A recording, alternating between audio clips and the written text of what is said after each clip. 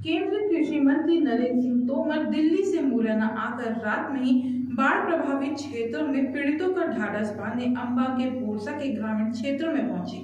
वहीं ग्रामीणों से बाढ़ तथा खाद्यान्न व अन्य सुविधाओं की जानकारी ली। केंद्रीय कृषि मंत्री सबसे पहले पोरसा तहसील के भूपुरा गांव पहुंचे। वही कृषि केंद्रीय मंत्री ने स्वीकार किया है कि इस बाढ़ ने ग्वालियर चंबल संभाग के बड़े भूभाग को प्रभावित किया है। इस बाढ़ से कई गांवों में पानी भर गया है। कई गांवों के बहुत से लोगों को रेस्क्यू कर सुरक्षित स्थान पर पहुंचाया गया है। वही प्रशासन व समाज सेवियों की ओर से उनके लिए भोजन पानी की व्यवस्था की जा रही है। अभी भी कुछ लोग बाढ़ में फंसे हैं, जिनका रेस्क्यू किया जा रहा है। चम्मला के मारे बेटा घरे गए, भैंसे पोए बम बह गए, मरे मुर्गी गए और जाम डरे।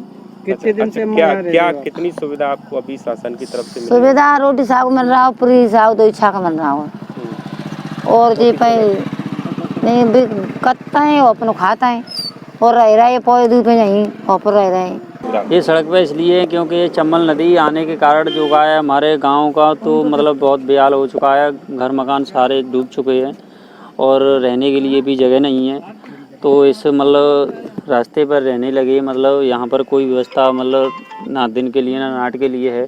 रात में रोशनी की व्यवस्था नहीं, लाइट की व्यवस्था नहीं, मोबाइल चार्ज नहीं हो पा रही है और दिन के लिए भी जब धूप पड़ती है तो बच्चों को लेकर और मवेशियों को लेकर कहाँ जाएं, इनके लिए ज़्यादा ही समस्या खड़ी हो चुकी है। अभी 4 दिन हो गए यहाँ पर रहती 4 दिन से ही सड़क पर रह रही है।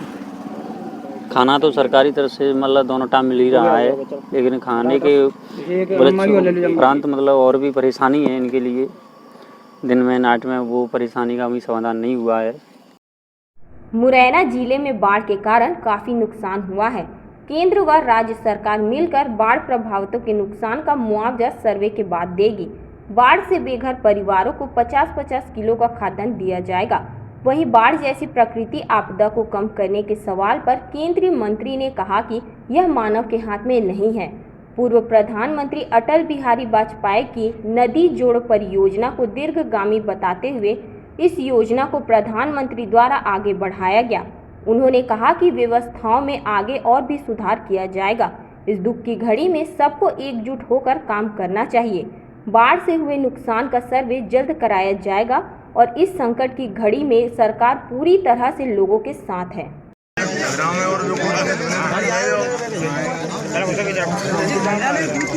ग्वालियर और चंबल दोनों संभागों में एक बड़े हिस्से में काफ़ी बाढ़ से नुकसान हुआ और बहुत बड़ी हानि भी हुई है और कुछ गांव अभी भी पानी से घिरे हुए हैं।